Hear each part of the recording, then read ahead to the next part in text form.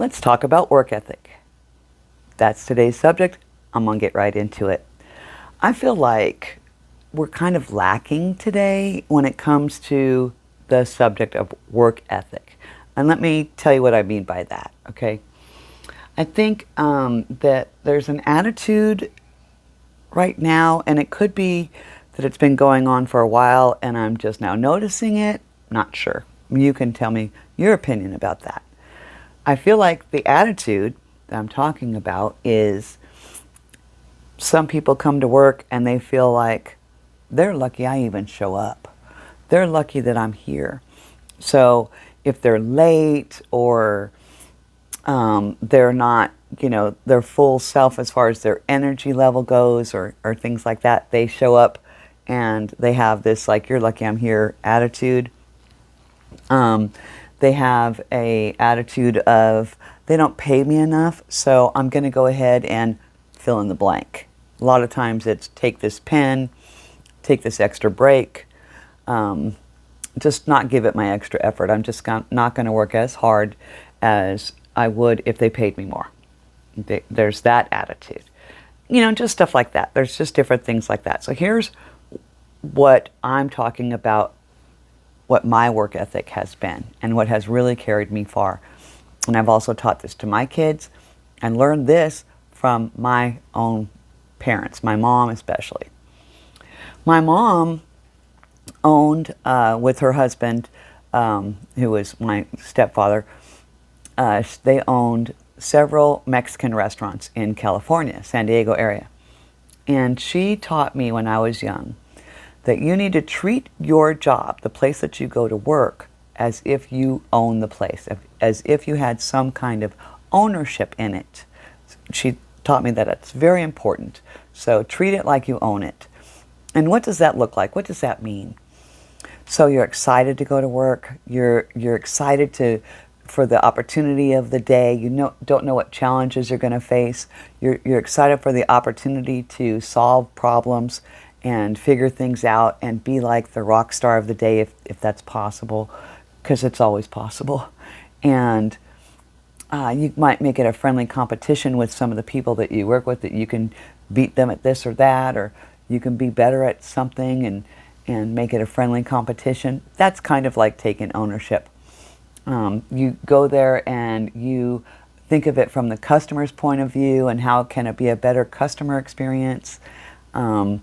Instead of like, yeah, this place sucks. Yeah, we know this place sucks. We don't even know why you come here. Sometimes that's the attitude. So we're going to talk about, that's the first part. Treat it like you own it. I'm going to give you 5 things. First one, treat it like you own it. Second one is to be early. Now, by being early, I mean show up on time 15 minutes early. To me, being 15 minutes early is being on time. And I know some places won't let you clock in early.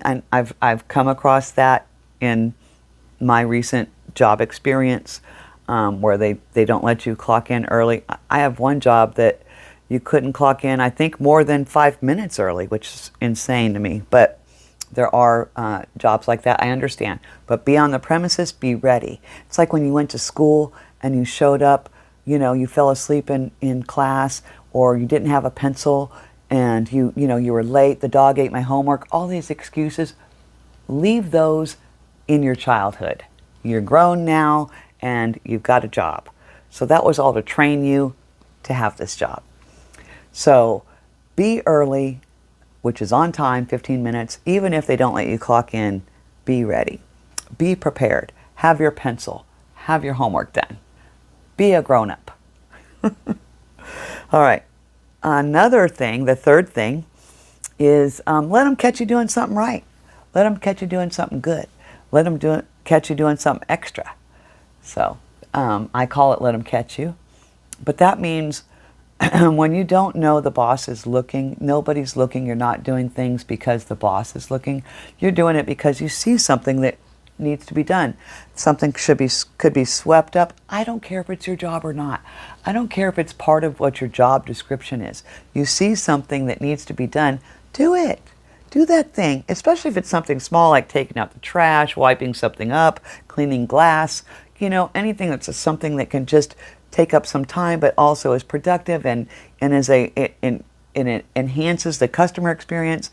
Do that thing. Do it. Even if you think, well, I don't know, maybe they don't want me to do that. For instance, maybe you notice that there's some trash. It was windy the day before and there's trash that's blown around the parking lot. So you think to yourself, I've got an extra 10 minutes and I don't really have anything to do right this particular time.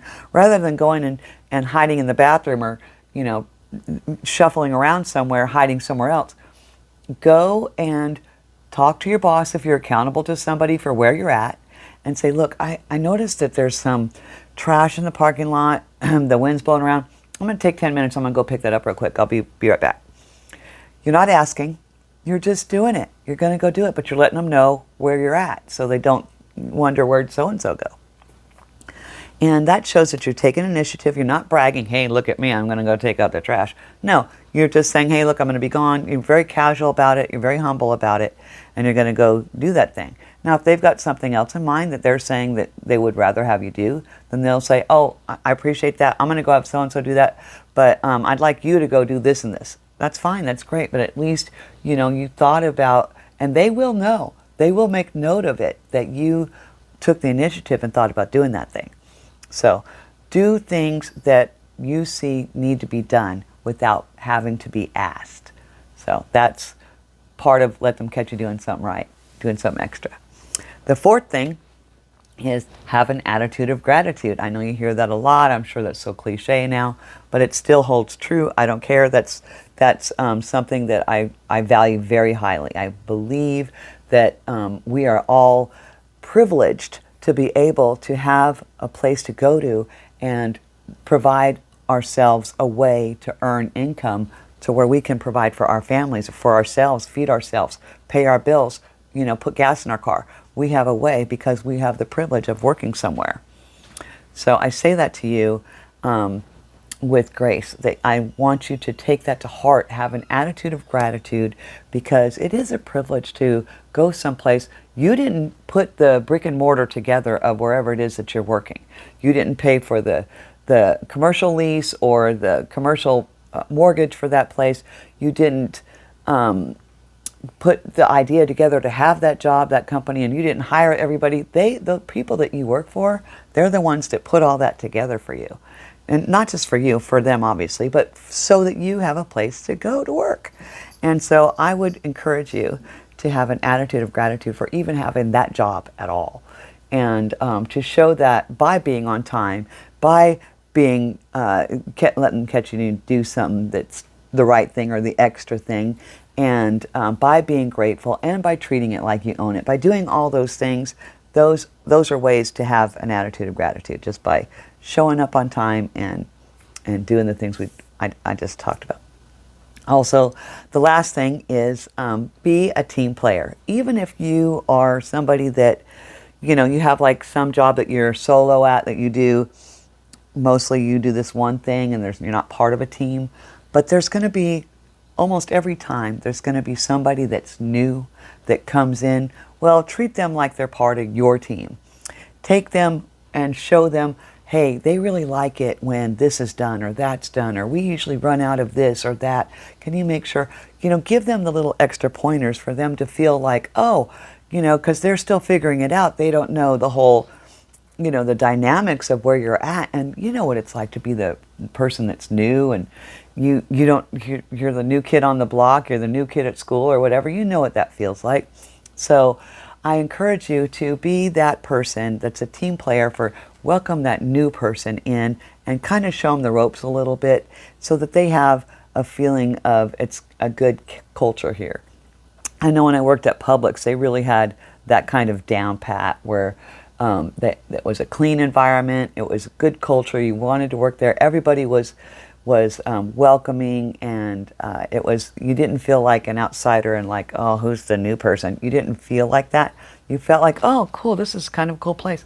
And that's what you want to kind of foster, is giving them the, hey, welcome to our team, welcome to our group, welcome to this workplace. You know, we're all going to be the people that you work around. You spend a lot more time usually with the people that you work around than you do with sometimes your spouse or your family, your friends.